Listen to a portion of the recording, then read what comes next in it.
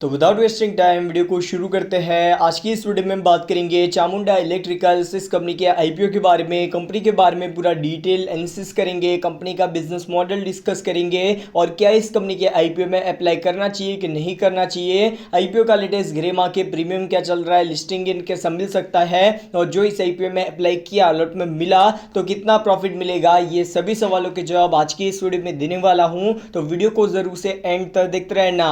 सबसे पहले बता दूं ये एसएमई कैटेगरी का आईपीओ है और ये आईपीओ 4 फरवरी 2025 से लेकर 6 फरवरी 2025 तक चलता हुआ नजर आ जाएगा। अब इस कंपनी के बिजनेस के बारे में थोड़ा ओवरव्यू देख लेते हैं।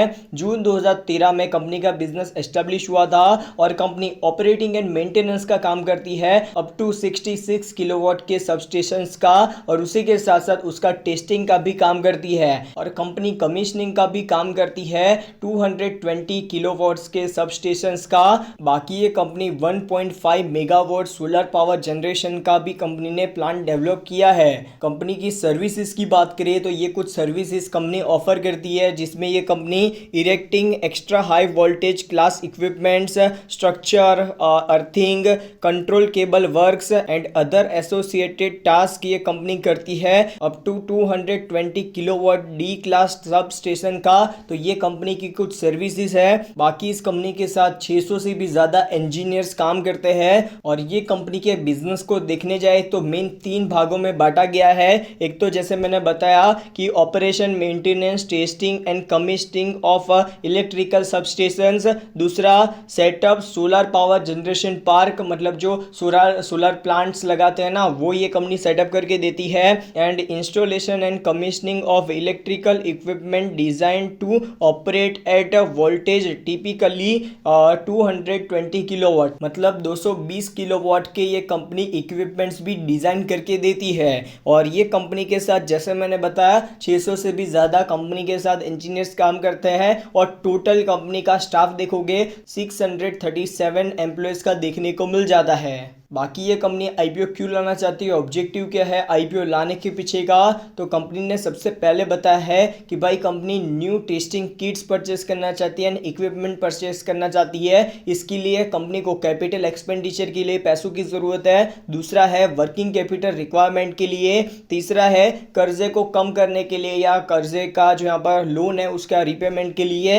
एंड चौथा और पांचवा है general corporate purpose and to meet the issue expense है। बाकी यार इस कंपनी के ओवरऑल फाइनेंशियल्स देखोगे तो फाइनेंशियल्स इस कंपनी के अच्छे नजर आ रहे हैं। 2022, 23 और 24 कंपनी के नंबर ऑफ एसेट्स है वो लगातार बढ़े हैं, ऑलमोस्ट दुगने हो चुके हैं पिछले 3 सालों में। और कंपनी के आप लोग रेवेन्यूज देखोगे तो 11 करोड़ से ऑलमोस्ट अभी 20 करोड़ रुपीस के आसपास के रेवेन्यूज पर कंपनी आ चुकी है और प्रॉफिट भी कंपनी का माइनस में से अभी प्लस में आ चुका है। 2.44 करोड़ रुपीस का FY24 में कंपनी ने प्रॉफिट किया था, जो भी एक अच्छी बात है। बाकी इस कंपनी का लेटेस्ट जो क्वार्टर का डेटा देखोगे दिसंबर 2024 का, तो वहां पर भी कंपनी प्रॉफिटेबल है और कंपनी अच्छी तरीके से ग्रो भी कर रही है। नेटवर्थ देखोगे तो नेटवर्थ में भी इंप्रूवमेंट है लगातार पिछले 3 सालों में। कंपनी के पास रिजर्व्स में ऑलमोस्ट 2.84 करोड़ रुपीस है और कर्जा 2.92 करोड़ रुपीस का देखने को मिल जाता है। तो ओवरऑल कंपनी के फाइनेंशियल्स ठीक नजर आ रहे हैं। बाकी आईपीओ की बेसिक डिटेल्स की बात करें तो जैसे मैंने बताया था वीडियो के स्टार्टिंग में, 4 फरवरी को आईपीओ शुरू होगा,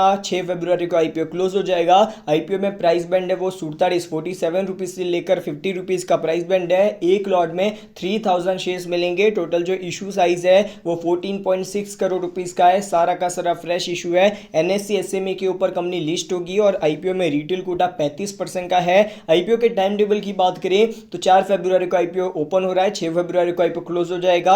अलॉटमेंट डेट है वो 7 फरवरी को है। Initial refund date and demat account में शेयर्स क्रेडिट होंगे 10 फरवरी को और 11 फरवरी को सुबह 10 बजे ये कंपनी शेयर बाजार में लिस्ट होती हुई नजर आ जाएगी। आईपीओ में मिनिमम इन्वेस्टमेंट एक लॉट अप्लाई करने के लिए 1,50,000 रुपए का मिनिमम इन्वेस्टमेंट है और प्रमोटर्स की होल्डिंग आईपीओ आने के पहले 97.46% की थी और कंपनी के प्रमोटर्स का नाम आप लोग देख सकते हो।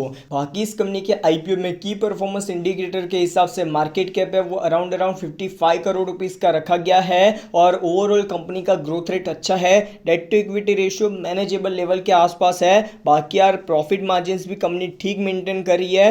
Price to book value and price to earning ratio भी ठीक नजर आ रहा है। तो ओवरऑल कंपनी की ग्रोथ रेट एंड वैल्यूएशन ठीक है। तो ये चीज आपको ध्यान में रख के चलनी है। अभी इस आईपीओ के ग्रेमा के प्रीमियम की बात करें तो वो 11 रुपए पर ट्रेड हो रहा है और 22% के आसपास लिस्टिंग इन मिलने की पॉसिबिलिटीज है। तो अभी सवाल यह जाता है कि इस आईपीओ में करना क्या चाहिए। तो अभी के लिए मेरा तो भाई फाइनल डिसीजन यही रहेगा कि भाई इस आईपीओ में हम अप्लाई करके नहीं चलेंगे, क्योंकि भाई ग्रेमा के प्रीमियम में कुछ खास दम है नहीं। हो सकता है कि भाई अभी यहाँ पर ग्रेमा के प्रीमियम 22% का शो कर रहा हो और उसके बाद लिस्टिंग यहाँ पर कुछ खास ना हो। बहुत बार ऐसा हो रहा है। अभी यहाँ पर रिसेंटली जो भी एसएमई कैटेगरी में आईपीओ शेयर बाजार में लिस्ट हुए हैं उनके भी ग्रेमा के प्रीमियम 20-25% के शो कर रहे थे और लिस्टिंग माइनस में हो चुकी है। तो ऐसी भी पॉसिबिलिटीज है। तो इसलिए हमारे व्यूअर्स एंड सब्सक्राइबर अभी के लिए इस आईपीओ को अवॉइड करके चलना।